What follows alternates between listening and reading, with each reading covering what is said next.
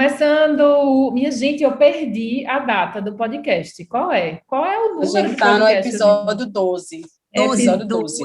É isso. Episódio 12 do Pediatria Sem Neura. Hoje, inovando. A cada episódio, a gente traz um novo formato. Hoje, a gente está via Zoom, testando toda a tecnologia possível. Hoje, Pois é. Hoje A pandemia tá está via fazendo isso. Zoom. Exatamente. E temos uma temática super especial. E aí, meninas? Pois Oi, é. oi, quebrando paradigmas, né? Eu estou assim, tentando no meu auge de tecnologia, viu, minha gente? Eu já cheguei no meu auge da tecnologia, eu já cheguei aqui nesse podcast. Mas realmente era um assunto que a gente não podia deixar de falar de forma nenhuma, né? E a gente não podia esperar tudo isso passar para a gente reiniciar esse processo. Então, vamos no Zoom e está dando tudo certo. Isso, exatamente. Pois é, pessoal, aqui em Recife, o número de casos aumentou bastante, no Brasil como um todo, né? Mas aqui em Recife, realmente, a gente está vivendo um momento de lockdown.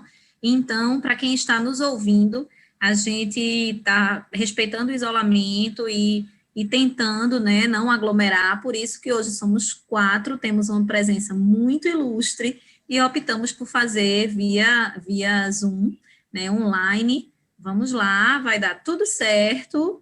E simbora falar de birras, Isso, birras a gente fala de 3 times, né? Na verdade, aquela que diz que nunca vai passar, aquela que já passou, aquela que já passou e aquela que vai passar. São 3 times, sim. né? São 3 então, times, né? a gente tem que ver assim, onde você vai se encaixar.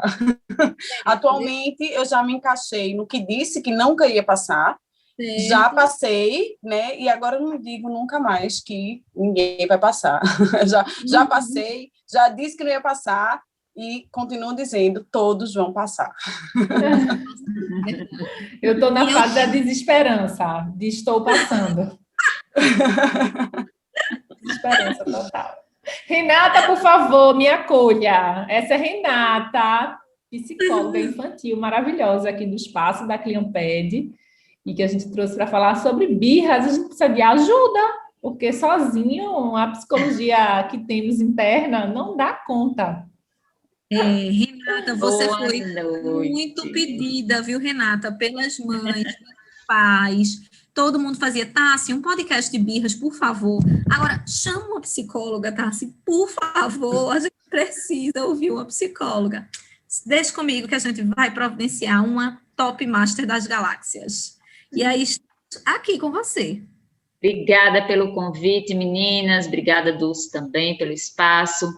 Eu estou feliz de poder estar junto com vocês, a gente bater um papo legal sobre birras, que entendo, sim, que é uma questão que incomoda, preocupa e desnorteia um pouco as famílias, mas que faz parte de toda experiência parental, né? Então, por isso, vale a pena a gente conversar sobre isso hoje, porque vai ser de interesse dos papais, das mamães de plantão, inclusive de cuidadores, né?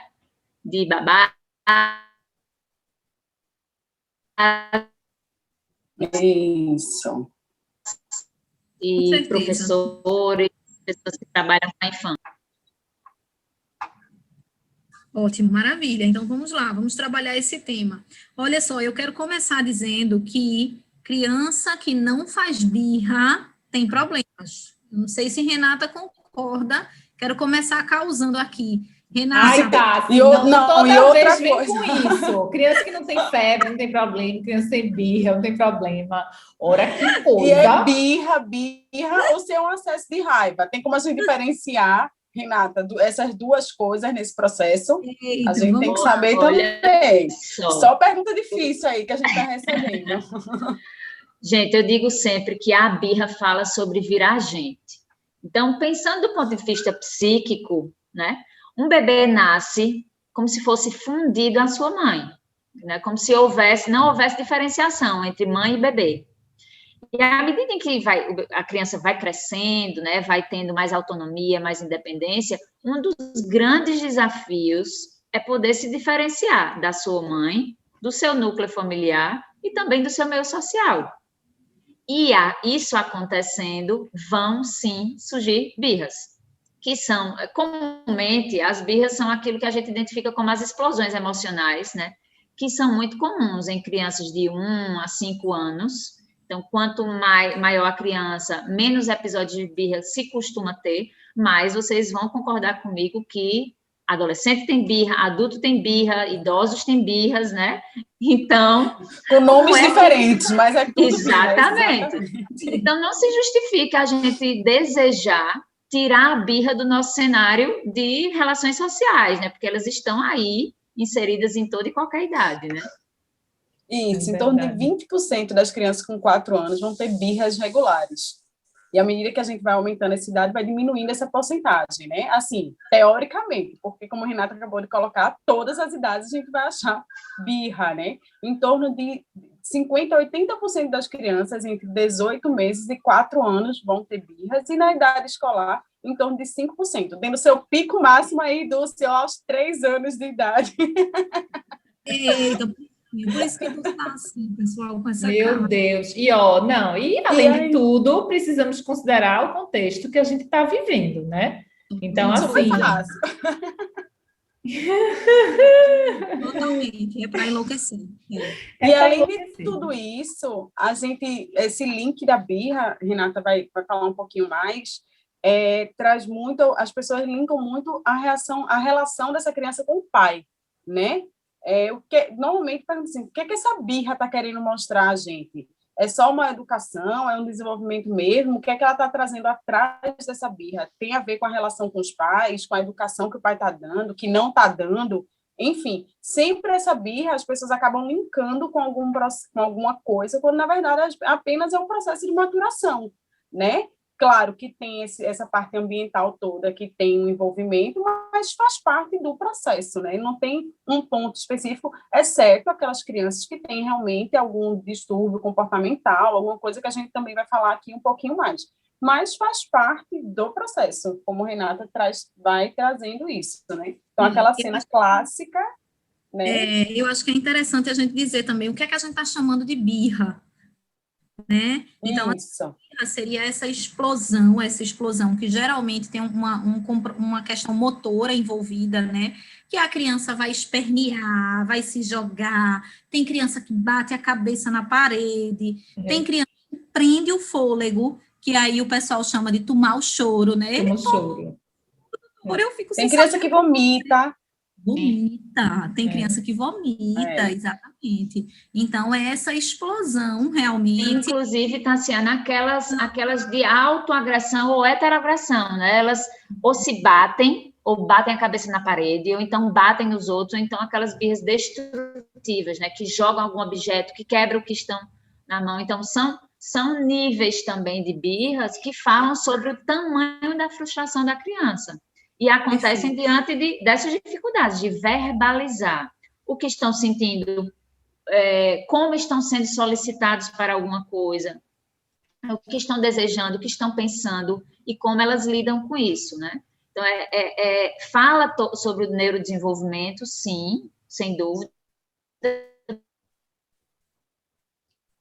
porque isso exige muito para que a gente saia comportamento para a palavra, existe muito, né? Eu acho que tua internet cortou demais. Foi, dá uma voltada, tu falou... Eu estava falando que as birras acontecem diante de dificuldade de verbalizar algumas coisas, frustração, medo, realizar o que foi solicitado, né? Um sentimento, um desejo, o que elas estão pensando. Então, a birra, eu também costumo falar que se trata de uma tentativa comunicativa.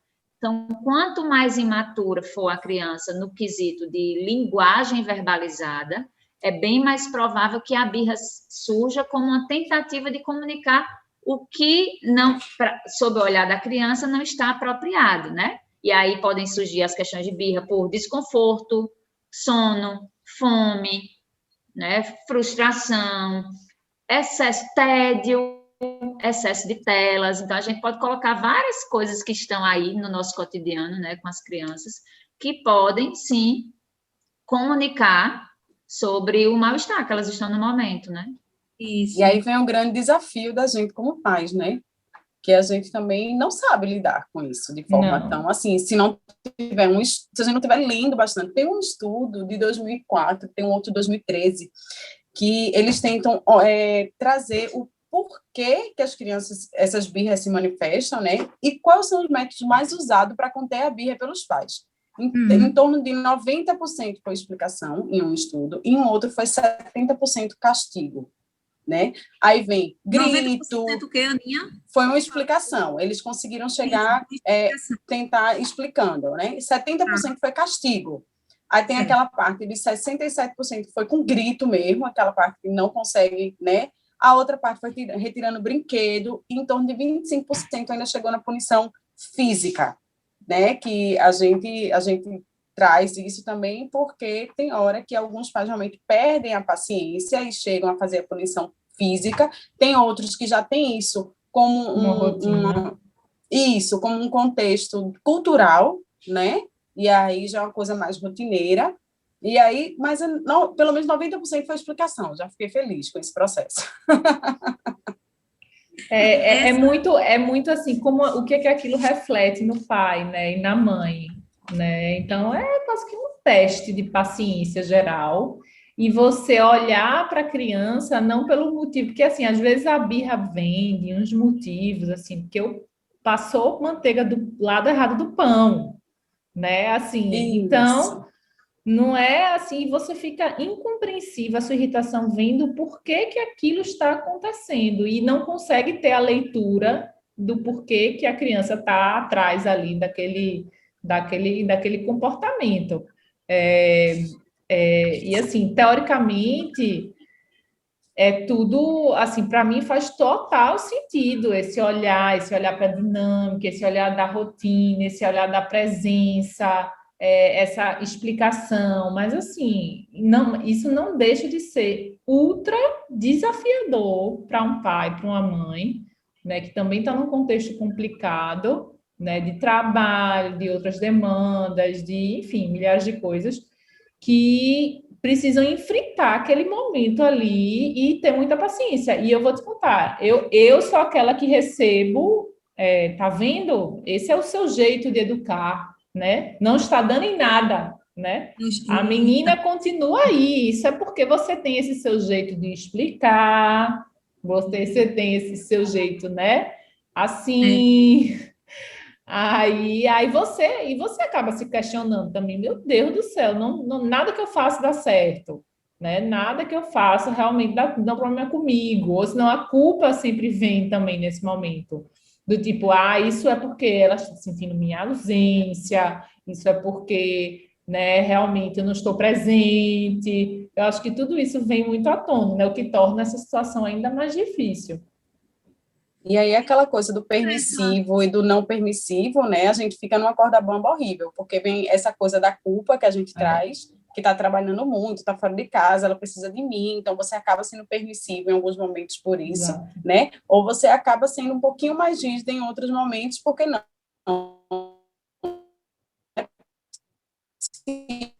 que a manteiga do pão esteja causando tudo isso. Aqui que eu estou com o Antônio com 7 e Carol com 6, mas existem algumas situações que claramente a gente já espera alguma relação a isso. Parou, a internet cortou muito aqui. Vê se tu consegue continuar do começo, depois que eu termine Fala minha de fala. novo. Fala de novo. Pega o gancho na de Dulce. Tu falou Deixa eu lembrar. A permissividade. É difícil. Sim, é difícil para os pais. Isso. E aí, nesse processo, Dulce, é muito difícil para os pais. Aí é onde a gente chega num processo que está muito permissivo, né? Que vem essa coisa da culpa, que a criança, você, está sentindo minha falta, aí você acaba sendo mais permissivo, né? E aí é o outro lado que você acaba sendo um pouquinho mais rígido quando você fala, poxa, a confusão é por causa da manteiga do pão, caramba, não é possível, né? E aí você acaba, né? Aí você acaba tendo outro tipo de reação por um processo, mas, assim, claramente, existem situações que acontecem mais fáceis a birra. Aqui em casa, Antônio tem 7, Carol tem 6. Mas, tipo, dormir tarde para outro dia ir para a escola, quando vai dando 4h30, 5 horas da tarde do dia seguinte, é clássico, assim. Sempre tem a confusão do banho, sempre tem a confusão do jantar, sempre tem. É engraçado que meu marido faz, vocês já sabem o que é isso, né? Aí eles falam, sei, S-O-N-O. S-O-N-O. Mas não assim, adianta de nada. Às vezes eu falo isso, eles ficam com mais raiva ainda. Vocês sabem o que é isso? Mas assim, mas tem horas que a gente não consegue, assim, ter Não esse controle, consegue, mesmo sabendo que tem realmente uma situação por trás, mas tem hora que a gente não consegue. Somos humanos, né, Renata? Pelo amor de Deus, somos humanos. E é isso que eu vejo que a gente tem se apegado aos modelos ideais, né, de parentalidade, de ser pai, de ser mãe, e a gente se culpa muito mais ainda pelas falhas, pelas dificuldades, pelos dias difíceis, né? Pelos dias em que a gente perde paciência, porque a gente está a todo momento recebendo conteúdos de todo lado de famílias que aparentemente não tem problemas com a criação dos filhos, né? Não tem dificuldades. E aparentemente, né? Aparentemente, exatamente. Então, por ser uma função, exige muito aprendizado nosso, e é diário. Eu sempre digo que parece um jogo de videogame. Quando você atingir uma etapa que você já tem pleno saber, conhecimento sobre aquilo, e aí já vem uma outra fase, que aí você vai começar do zero para tentar chegar lá e cumprir novamente aquilo. Então, ser pai e ser mãe é isso, é enfrentar dialogar sobre as suas dificuldades do momento, né, em cada etapa de vida da criança, do adolescente, enfim. E eu acho que assim, o olhar para isso desde muito cedo, né, desde a preparação mesmo, desde a gestação, se eu não digo, né, desse cuidado psíquico dessa criança que vai nascer, ele é super importante, porque como Renata falou, a quantidade de informação hoje é enorme. Então, por exemplo, eu participo de milhares de grupos de mães, né, 3 aqui do espaço, a gente tem um por ano daqui, só que a gente vai até fazer outro em 2021, tanta gente que já tem, mas o que eu vejo é que recorrentemente vem quando os bebês começam a ficar, né, mais velhinhos, né, que é realmente a história do não ter mais, se desvincular da mãe, né, começar a se desvincular da mãe, o início de tudo, de entender que é uma outra pessoa. É assim, meu filho está impossível, então o bebê está me manipulando, ele só faz o que quer, então assim, criar uma imagem daquele bebê, assim, como um mini demônio daquilo que está acontecendo, né? E colocar ele nessa posição e assim, não, deve ter alguma coisa errada, então eu estou fazendo alguma coisa errada, porque ele sempre recebeu muito amor, muito carinho, eu estou aqui disponível o tempo todo, né? Quando é muito bebê, e ele agora mudou do dia para a noite, então assim, se a pessoa não entende que isso vai fazer parte da vida dela, que isso é o começo, desde pequenininho, desde bebezinho, assim, eu acho que dificulta demais você conviver com isso, né? Eu acho que o início de tudo é muito importante.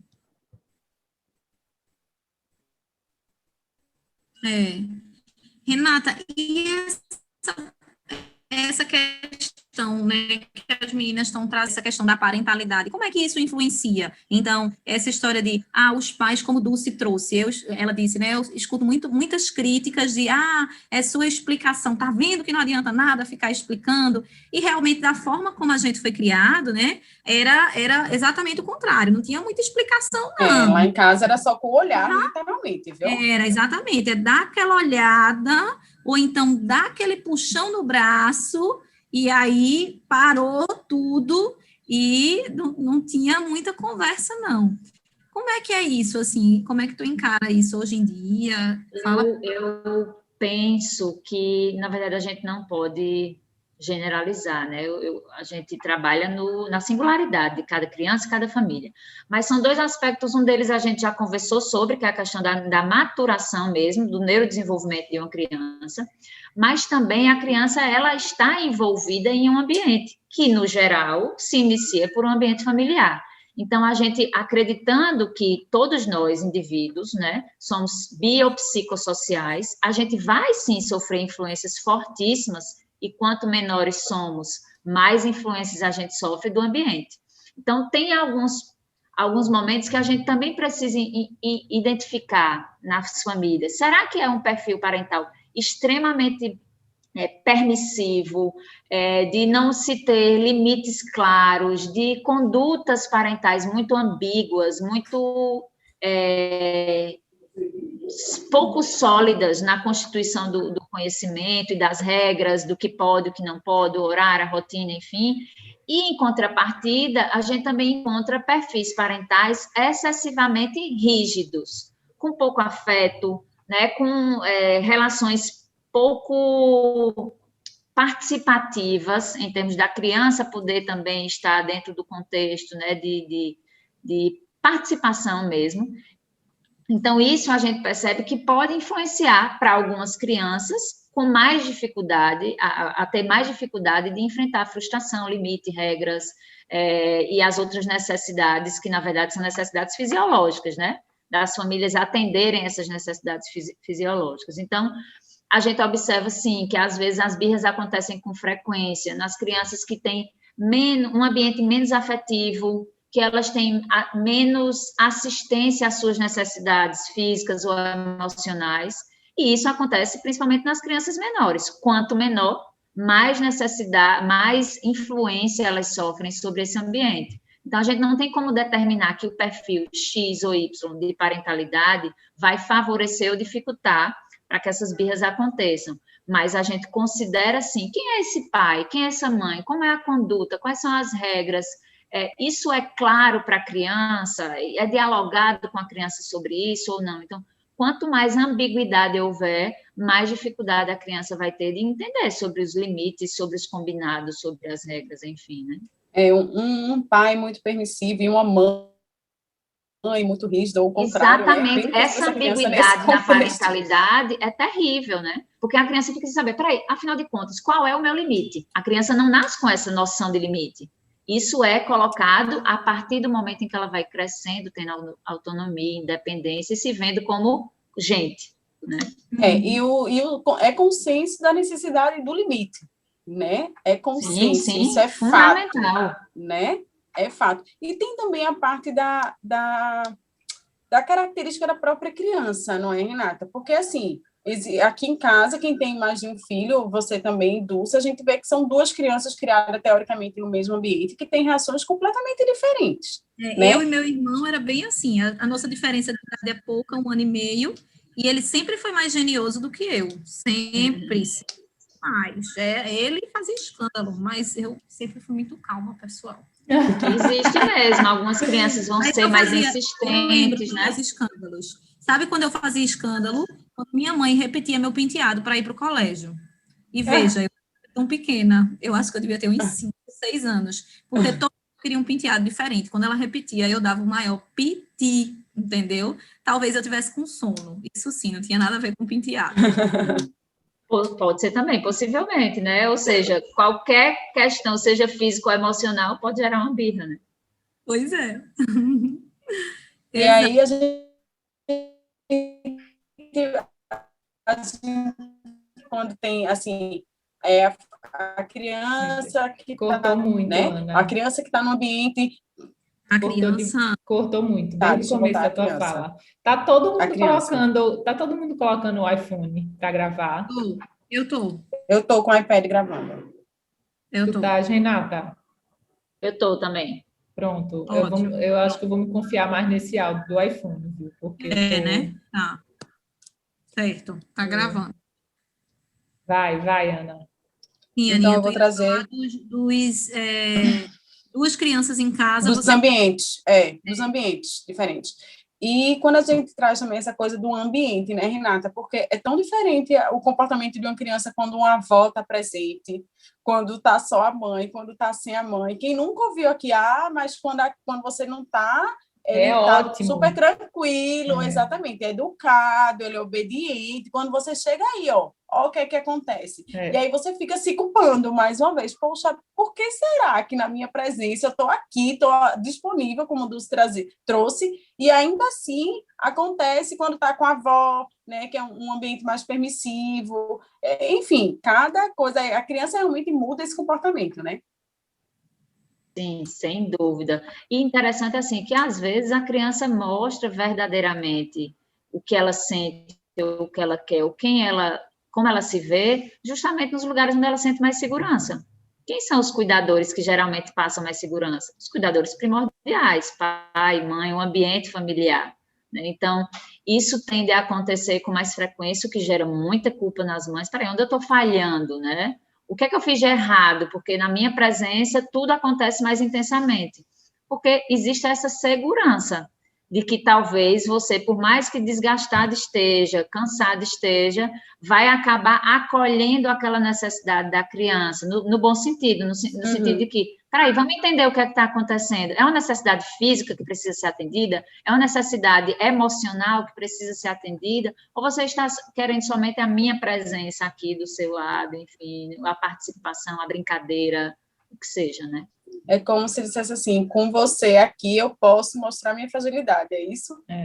Talvez, sim. A gente sempre coloca como suposições, né? Porque quando a gente fala de sujeito humano, cada um tem uma singularidade que faz a gente pensar em formas específicas, né, de comunicação. Renata, e um outro ponto importante, me conta em relação aos tipos de birras. Então, lendo sobre birras, a gente vê que tem umas birras que elas são mais comuns, mais típicas, vamos dizer assim, e tem outras birras que elas são mais atípicas. E aí, existe realmente isso? Fala pra gente sobre o assunto. Ou é tudo igual?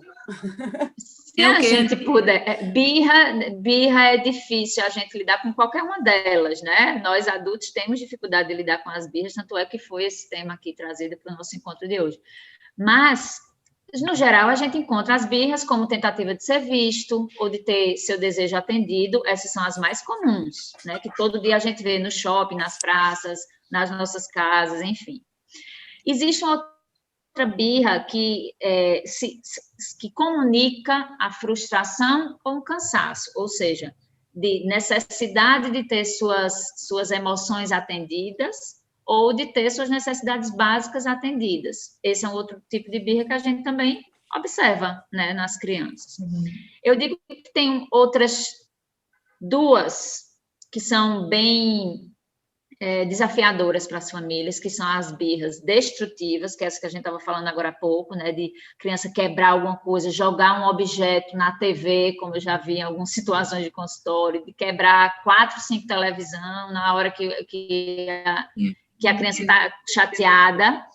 E também tem as birras que desorganizam muito as famílias, que são as autodestrutivas, ou autoagressivas, ou as heteroagressivas, né? Da criança ou se bater sua cabeça na parede, ou essas de prender a respiração, essas de vomitar, todas essas falam sobre autoagressão, né? Ou a heteroagressão, de chutar a mãe, de jogar um objeto na babá, de sair se batendo, né, na parede, como acontece em alguns momentos. Então, esses dois últimos tipos, se é assim que a gente pode falar, elas geralmente são as birras que mais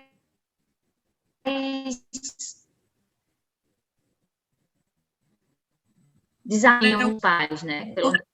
Essas duas... Essa última? Cortou. Foi. Cortou. Essas duas. Essas duas últimas, vocês ouviram as últimas, que é a destrutiva e a hetero ou autoagressiva? Isso, a frase ficou... Tá.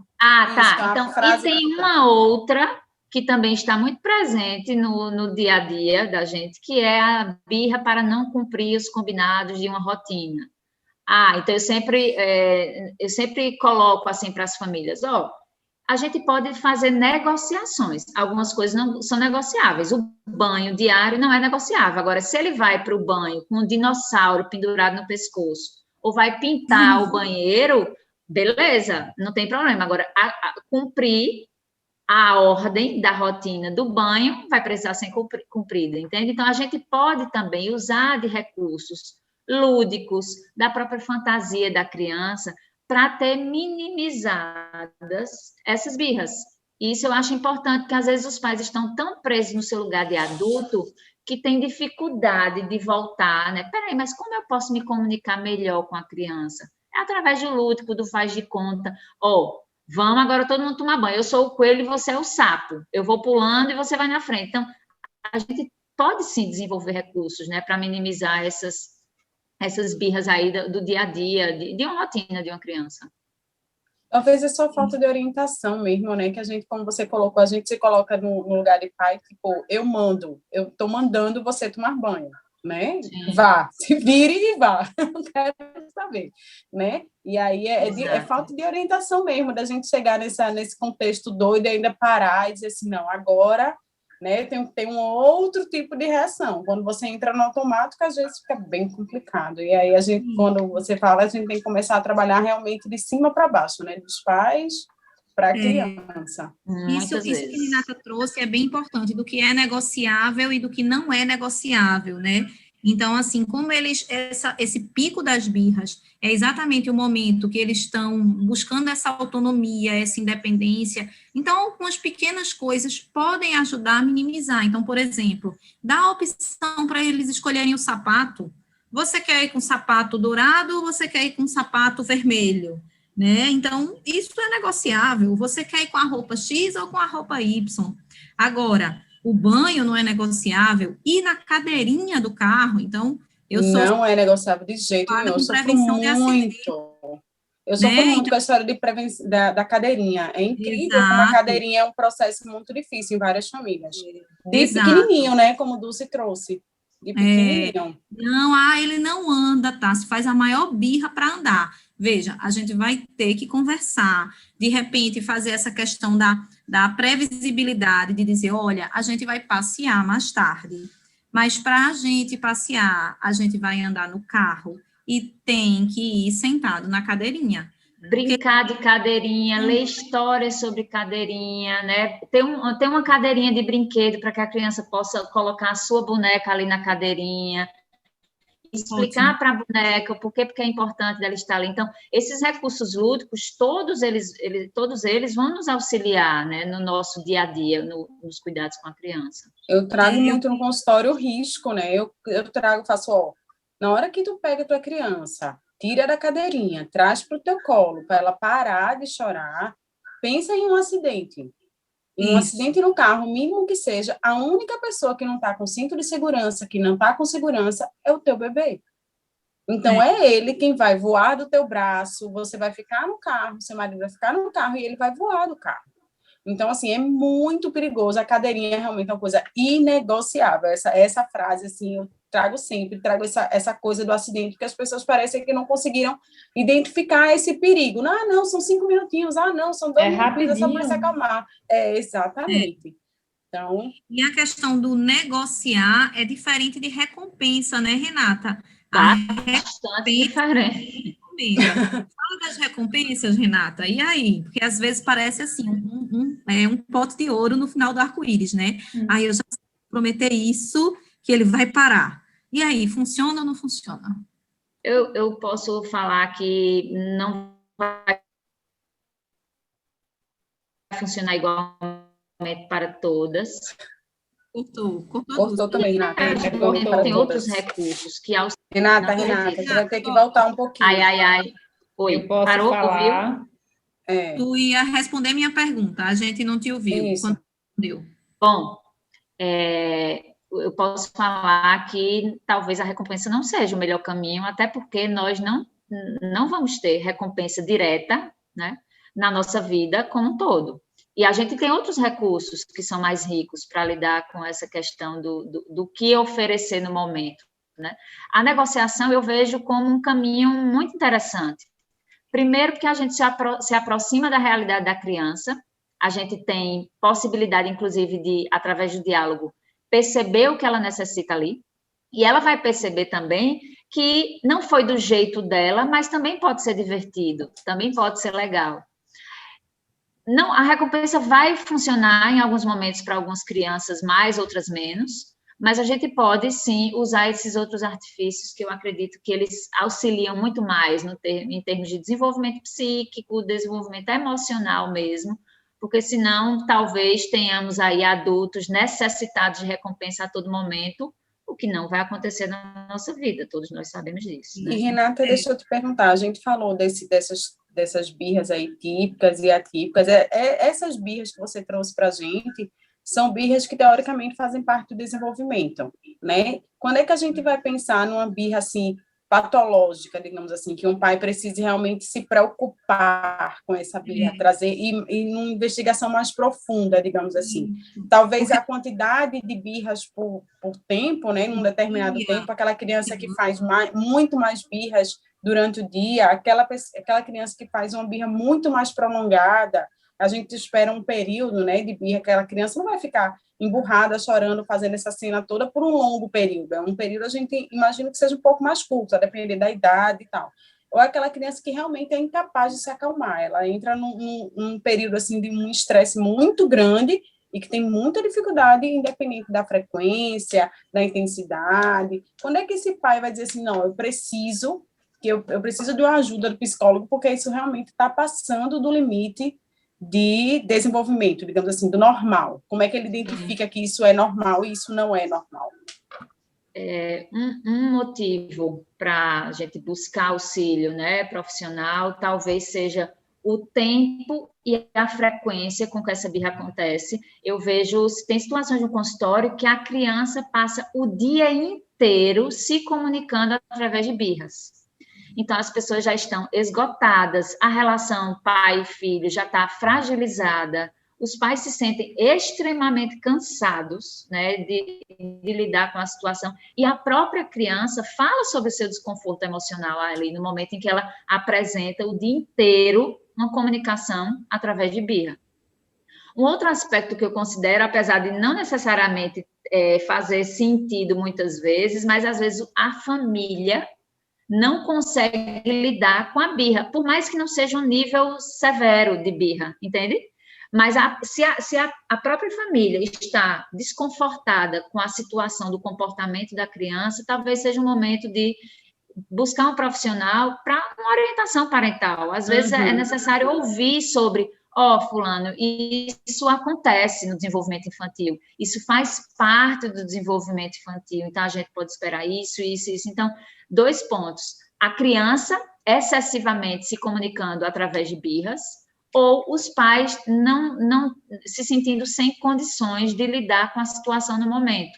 Esses 2 são fundamentais que a gente possa cuidar, porque eu sempre digo, as birras, elas podem ser um convite da criança para que o adulto ajude a reconhecer, né, e entender o que ela vivencia e experimenta.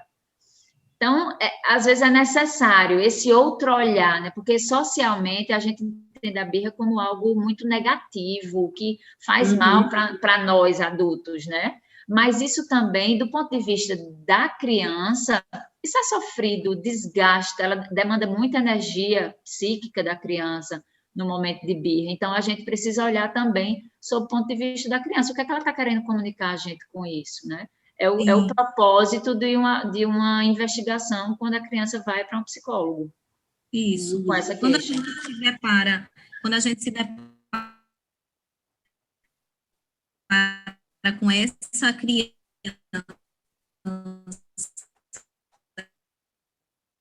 Se cortou. Usa exatamente todos Eita, cortou. Cortou. Oi. Fala do começo, quando a gente se depara...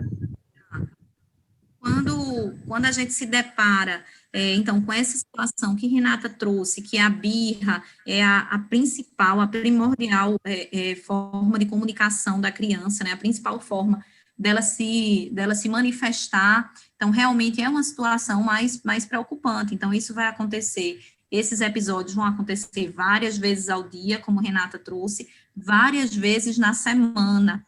E aí, um outro ponto importante é em diversos ambientes. Então, é aquela criança, por exemplo, que vai fazer birra em todos os ambientes que ela frequenta. É em casa, é na casa dos familiares, é na escola também. Então, é uma criança que a gente precisa ter um outro olhar, né? E aí, não podemos esquecer os distúrbios de desenvolvimento, porque, às vezes, vai ser uma forma da gente chegar a esses distúrbios. Por exemplo, se a gente tem um déficit cognitivo, né, uma deficiência intelectual, a criança pode fazer mais birras, porque muitas vezes ela tem mais dificuldade de linguagem, então ela não consegue se expressar. A criança, por exemplo, que tem déficit de atenção e hiperatividade, também pode se manifestar com mais birras. Então, isso tudo a gente precisa ficar atento. O transtorno do espectro autista. Então, né, que está fugindo. Então, assim, o tempo que a Aninha trouxe também. Então, uma criança que tem TEA, transtorno de espectro autista, por vezes ela faz birras bem prolongadas, mais de 25 a 30 minutos de um episódio de birra que ninguém consegue conter, ninguém consegue controlar. A criança não vai se acalmando. Então, isso precisa deixar o pediatra, o profissional de saúde atento. Então, por isso que quando a mãe pergunta, tá, se é normal, a gente tem que buscar qual é o contexto, qual é a frequência, qual é a duração, como é que isso está acontecendo para a gente avaliar se realmente é normal ou não. Geralmente... Tem que fazer algum ajuste, tem que fazer algum ajuste de rotina, né? Às vezes é uma coisa que com pouca coisa você consegue resolver, né? Aquelas pessoas fazem, toda vez que eu vou para tal lugar, tá, que horas tu vai para tal lugar, né? Tá passando por cima da horinha do sono, por exemplo, tá passando por cima de um outro momento que dentro da rotina dele ele estaria descansando, né? Isso realmente são coisas que a gente tem que ajustar. Uma vez eu passei com uma com o Antônio, horrível, assim, essas bem clássicas de restaurante, bem clássica, ele era pequeno, a gente no restaurante, e aí eu, meu marido, meus pais, e ele lá sentadinho na cadeira, ele pegou uma coisa de comida, jogou no chão, e ele gritava, ele chorava. Sabe, todos os olhares se voltaram para a minha mesa, não tinha dúvida daquilo. Meu marido foi ficando vermelho, assim, de raiva daquela situação. Disse, calma, peguei Antônio e saí com ele no colo do restaurante até o banheiro do shopping. Mas foi assim, eu sentei. Minha gente, quando a gente sentou no banheiro do shopping, que não tinha mais os olhares, não tinha, ele saiu daquele ambiente ali, que por algum motivo não estava legal para ele, ele foi se acalmando. Eu olhei para a cara dele e disse, agora volte e se comporte. Eu só disse isso, não conseguia falar mais nada. Como se ele estivesse entendendo. Eu disse, agora volte e se comporte, tá certo? Você não precisa comer se não quiser. Tipo, você não precisa fazer mais nada. Só não faça esse escândalo. Exatamente. Aí voltou, ele foi mais quieto, eu não sei, alguma coisa. Estava na hora de sono. Tipo, a gente tinha pulado o horário de sono, era um domingo, a gente estava almoçando mais tarde. Aquela coisa toda que realmente é uma situação que não era nada favorável para a vidinha dele, mas que a gente nem se toca. A gente entra, tipo, todo mundo tomou café tarde, aí vai almoçar tarde, sendo que ele tem o horáriozinho dele. Não adianta a gente querer ir atrás de outro processo. Então, e só vai sair depois que ele almoçar. Pronto, exatamente. Depois dessa eu aprendi. Não só saio depois que ele almoçar, depois que ele dormir. Então, eu passei a concatenar várias rotinas da minha vida depois disso. Tipo, o horário dele disse, tentando respeitar e realmente dar um alívio na alma. Pô. Você sai e, não, eu já sei que ele já dormiu, já comeu, já, né? E aí a gente tende a diminuir o processo de birra na rua ou quem quer que seja. Mas essa eu aprendi bastante. Ô, Renata, dá uma dica, então, para os pais que todos me pediram, Tassi. Isso. E aí, Renata, Tassi, o que é que a gente faz? Cortou. Tá, vou dizer de novo. Cortou. Vou falar de novo. Renata, e aí todos os pais me perguntam, sempre que a gente fala de birras, os pais perguntam, né, certo, e a gente faz o quê, Tassi? Ok, eu já entendi que é normal, que faz parte do desenvolvimento, que ok, é isso mesmo, ele tá ficando independente, tá bom, tá ótimo, sim, eu faço na hora. Agora me solucione esse problema. Me solucione. E aí, Renata? Mais uma vez, eu digo que o mesmo código não vai abrir todos os cofres, né? Ou seja, aquele curso, aprenda, não, seu filho não vai ter birra aqui, compre agora. O livro, Dulce, o livro, Faz Dulce. junto, jogar dinheiro no lixo. Não fazem birra. Crianças francesas não fazem birra. Ame ou odeie, né? Maria, não. Na verdade, esses cursos são fajutíssimos, mas eles fisgam muitas famílias desesperadas, tá, gente? E aí, como claro. vendem um processo rápido, não tem para que ir para psicólogo, porque eu vou para um coach que vai me dizer o que eu vou fazer com meu filho na hora de birra. Passo 1, 2, 3, 4, 5, 6. Não funciona igualmente para todas, então eu preciso entender minimamente o perfil do meu filho e da minha filha, né? Ana estava trazendo isso. Ela identificou, a partir de um episódio que ela passou, o que era que poderia estar interferindo ali.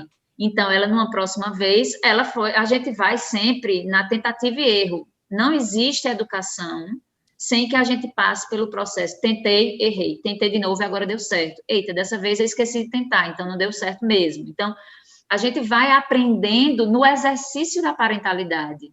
E interessante é que quanto maior o vínculo, a qualidade do vínculo que os cuidadores têm com os filhos, é mais possível que eles sejam mais assertivos. Porque você tem um olhar muito aprofundado sobre a criança, e isso vai facilitar o nível de comunicação.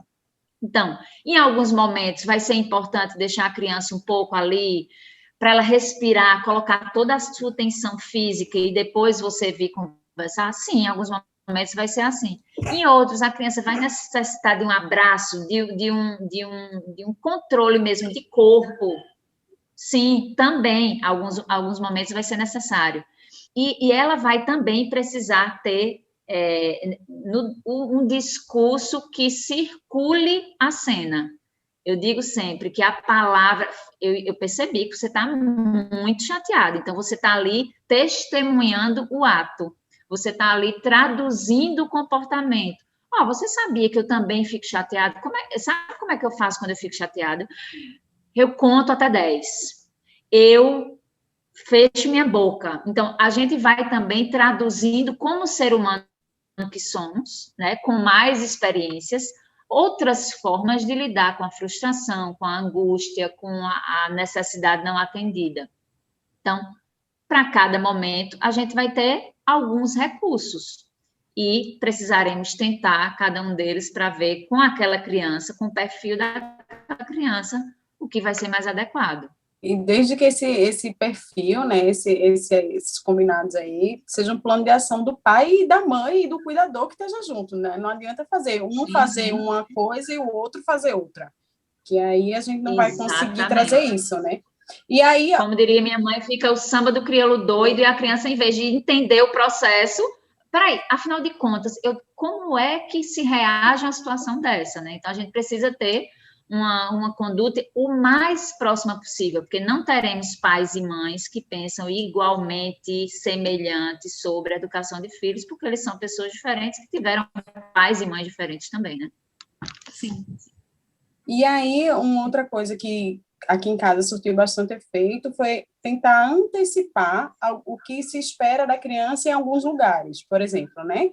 Então, trazemos combinados de alguns lugares que a gente ia. Então, a gente sempre ia no carro, a gente vai agora, sei lá, no supermercado. Então, a gente agora vai no supermercado, a gente vai descer, a gente vai comprar isso, vai comprar aquilo, vai entrar numa fila, vai ter que esperar um pouquinho, e é a mesma coisa que a gente tenta... E aí a gente vai trazendo esse processo durante, né, o contexto todo. Então, a gente entrou no supermercado, quando vai entrar na fila, muita mãe fica estressada e já não tem aquela choradeira. E aí a gente lembra que a gente falou que tinha que esperar e tal. Enfim, eu acho que antecipar alguns comportamentos com combinados também, né?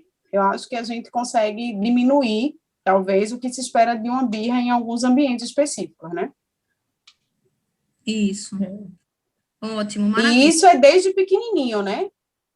Sim, essa previsibilidade a gente não nasce com. Então, a inserção de rotina, desde a vida de um bebê, é importante, inclusive, para que ele entenda sobre tempo, porque tempo é algo muito subjetivo. Então, a criança não vai saber o que é 7 horas da noite, mas ela pode entender que é o que vem depois do jantar, e para ela vai fazer sentido nesse momento, né? Então, a gente precisa ensinar sobre previsibilidade, apresentar essa previsibilidade desde o começo da vida de um bebê.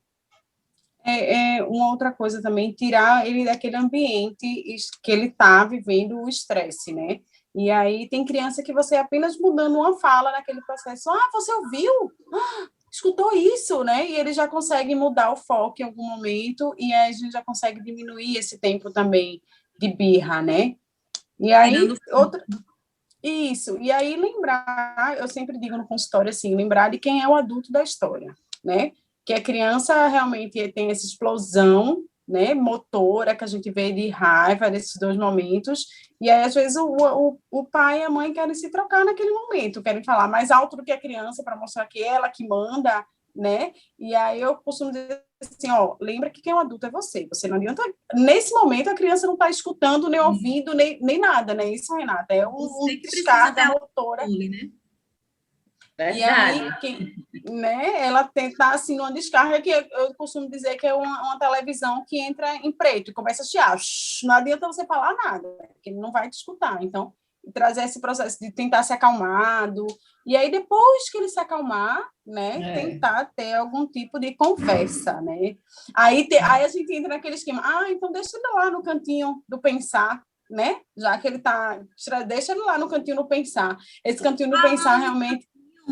Falando no cantinho do pensar, funciona, Renato, o cantinho do Era pensar? isso que eu ia dizer, esse cantinho do pensar é um processo assim, bem difícil, né? Uns são totalmente a favor, outros são completamente contra, que essa história de que a criança vai parar e tem uns minutos, né, de pensar, de acordo com a idade e tal. O que é que tu me diz, Renata, disso? Eu digo que nada melhor para que uma criança possa entender sobre o que é esperado de um comportamento humano do que o próprio humano. Para a gente virar gente, a gente precisa de gente. Não tem outro caminho. Então, de exemplo, né? Exatamente. O cantinho do pensar, ele não vai favorecer pensamento, até porque a criança necessita de um adulto para desenvolver um pensamento sobre qualquer coisa.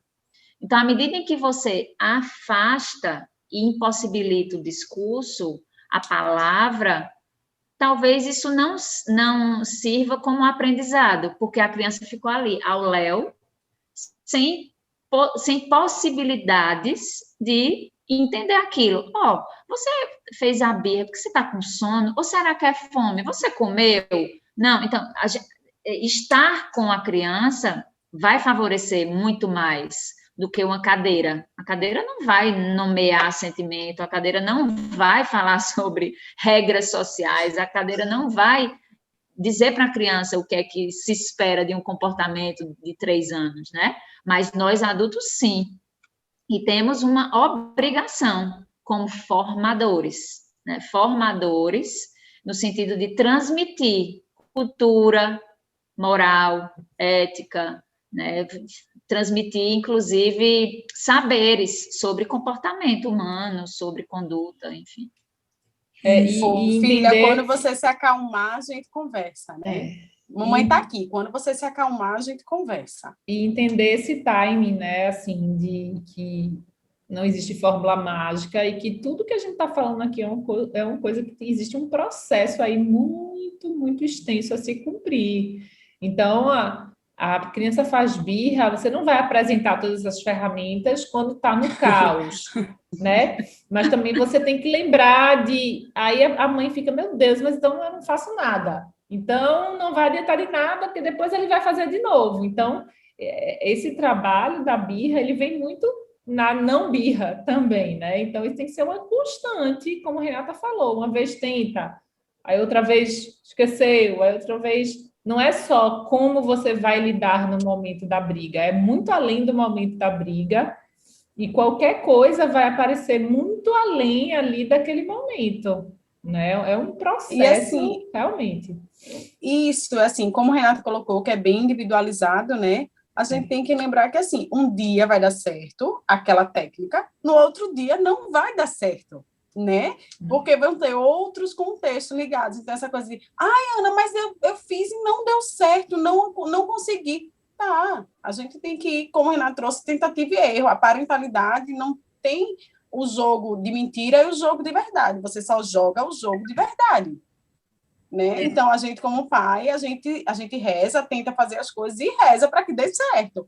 Além do que, a minha educação é diferente da de Dulce, que vai ser diferente da de Tassi, com Juju e diferente da de Renata, e cada um acha que a sua é a mais correta, dentro do seu contexto. Então, isso que a gente está passando aqui é um geralzão, mas como a Renata falou, é tudo muito individual, né? Cada família, a gente tem que entender a parentalidade de cada família, como é que essa mãe enxerga isso, como é que esse pai enxerga, né? De que forma eles estão tentando chegar no senso comum para o melhor para a criança, que provavelmente todos estão em busca do melhor para a criança, achando que estão acertando, embora na ótica de uma pessoa não, na ótica de outra sim, principalmente quando a gente traz o conflito de avós, né? Os avós trazem essa coisa de, na nossa época era só olhar, então quando olha a gente dando a possibilidade para um pai, para uma criança, dizendo, olha, filho, escolha isso. Quem já viu um menino desse tamanho para escolhendo alguma coisa, né? Então, assim, são coisas que ele pode escolher. Então, o que ele pode, não tem problema. Você dá essa escolha para ele e vai diminuindo, porque, poxa, o que custa, né? Uma camisa, você coloca lá 2 camisas que combinem, pronto, né? Ou então, aqui em casa eu estou numa situação de que é roupa única. Não existe outra roupa no guarda-roupa, exceto uma cheia de brilhos. Então, para onde eu vou? Então, se forem ambientes diferentes, ok, filha, ó, tu já fosse para o inglês essas 3 dias da semana com essa roupa, vamos trocar, né? Mas, quando não, mãe, eu quero ir com a saia. Ok, pode ir com a saia, vai com a saia, eu não vou comprar essa briga. Tem brigas que realmente não valem a pena comprar, né? Não, essa da roupa, Ave Maria, eu boto as opções, faço escolhas limitadas, faço tudo isso, mas tem hora que vai com a roupa, vai. Olha, você tem que entender que essa não é a roupa ideal. Você vai chegar lá, você vai se sentir bem o tempo todo com esse biquíni. Assim, sim, tudo bem. Já deixei ela ver. Agora, a mamãe não vai levar outro. Você vai com biquíni mesmo. Bora lá com biquíni. Não adianta. E foi. Foi. Uma coisa, já que a gente já está chegando aqui pelo nosso horário, estamos chegando perto do final, mas eu não queria encerrar esse podcast sem falar um ponto que muitas vezes eu sou questionada no consultório, que é a questão medicamentosa. Então, não sei, Aninha, se a Aninha já passou por isso, mas algumas vezes, nessa fase de birra, os pais já disseram, se não tem um calmante que a gente possa dar, não tem e falando sério, tá? Não era brincadeira. Não tem, assim, um remédio, assim... Uma maracujina. Isso é uma coisa mais forte, às vezes sai uma dessas. Assim. Não, às vezes sai um receituário preto, um receituário taxa preta. Forte. Porque tá muito difícil, Tassi. E aí, olha só, pessoal, em algumas poucas situações a gente usa medicamento, verdade. Mas isso... Mas é por causa desses transtornos, Dulce, calma, por causa desses transtornos. Eu preciso me consultar com vocês. Calma. São as birras relacionadas aos transtornos de desenvolvimento. Isso. Então, às vezes, a gente tem um paciente com TEA, com autismo, e aí ele faz essa birra mais prolongada, de difícil controle, etc. e tal. Então, assim, uma birra que não é uma birra normal, é uma birra associada a esse transtorno de desenvolvimento. Então, só nesses casos, ou ainda quando a gente tem algumas síndromes genéticas envolvidas que predispõem a isso, né? Então, são birras que fogem ao padrão normal, habitual. E aí a gente, inclusive, não está tratando a birra. A birra é só um sintoma daquele transtorno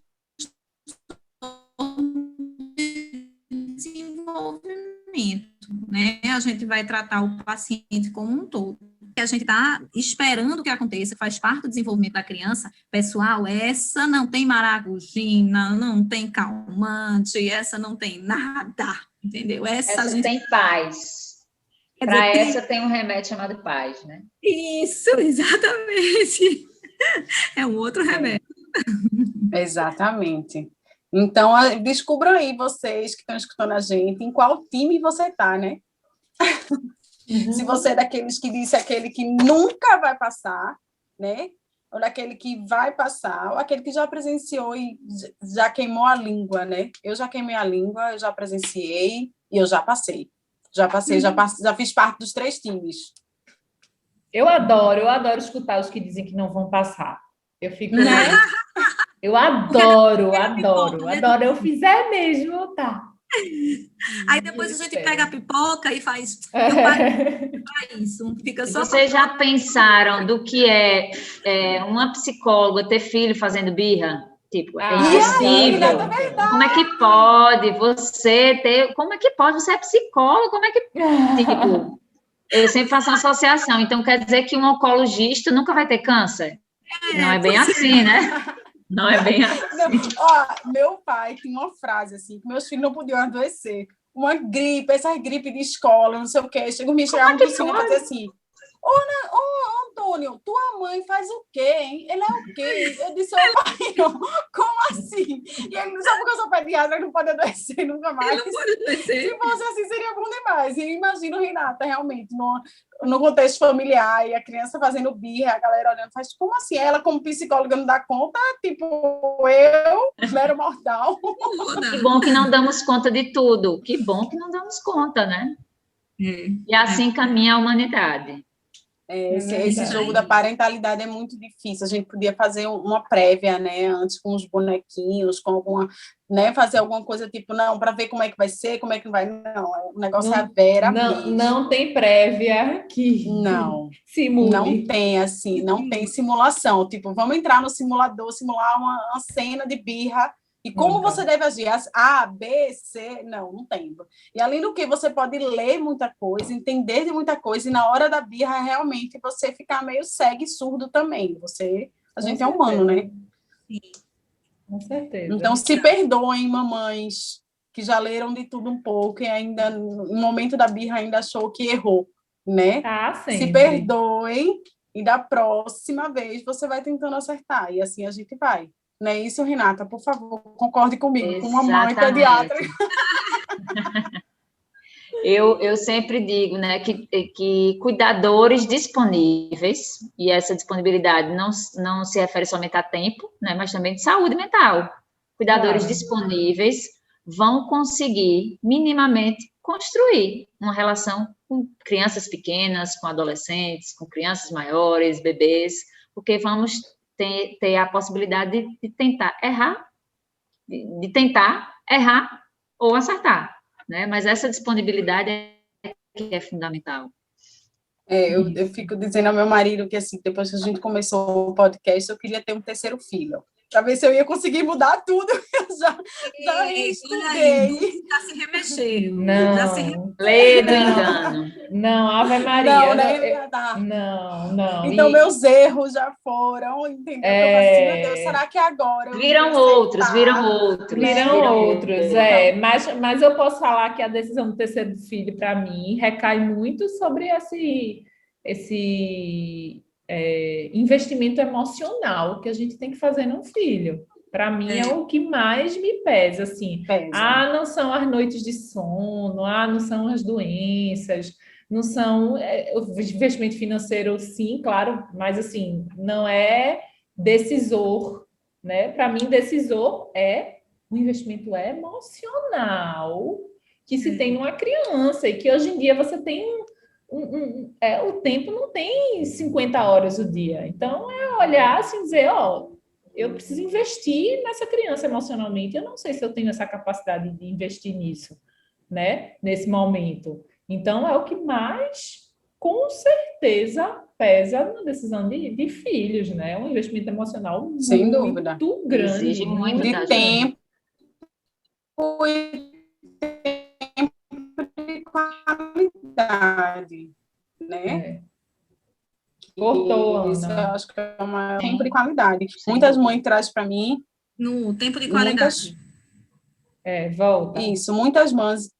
o que a gente tem de desafio hoje é esse tempo, né? Além da disponibilidade de tempo, é um tempo de qualidade, né? Que muitas mães trazem para mim isso. Ana, eu não estou sem tempo, eu não consigo e tal.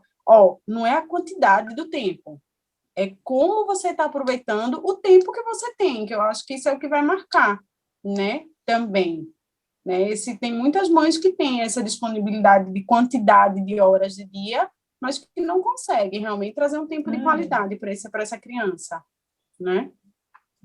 É isso, meninas, adorei esse podcast, adorei, acho que vai ser proveitoso demais para tantas mães. acalmou um pouco o meu coração. O meu também, viu?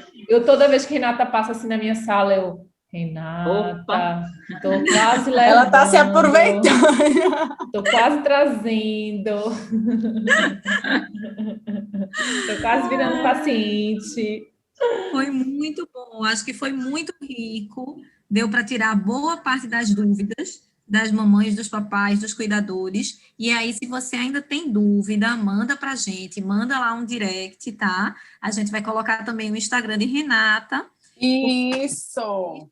Começam a seguir também Renata, manda lá o direct, e aí o que a gente puder ajudar, aí a gente está à disposição, não é isso, meninas? Isso, a gente vai trazer, eu acho que essa semana, um pouquinho do filme do Divertidamente, né, Tassi? Que fala um pouquinho desses sentimentos todos, que aí eu acho que vale a pena. Renata, conta aí pra gente se vale a pena. Muito legal. Nomear, né? Nomear esses sentimentos. A criança precisa saber o que é que sente, né, para que possa desenvolver recursos para lidar com cada sentimento. Então, o Divertidamente comunica muito bem com as crianças, é lúdico, é divertido, é engraçado, então vale muito a pena. Então, fica a dica aí, no PSN Indica já de agora, da segunda-feira. Vai estar lá sexta-feira, mas hoje já vai estar também para vocês começarem a semana trazendo esse filme, começando aí a entrar nesse clima das birras para quem está passando, quem vai passar ou quem já presenciou. Obrigada, meninas, pelo convite. Adorei estar com vocês. Obrigadíssima, Renata. Obrigada, foi muito bom. Beijão. Um beijo. Foi ótimo. Beijo. Obrigada, Renata. Obrigada, Obrigadão, meninas. gente. Tchau, tchau.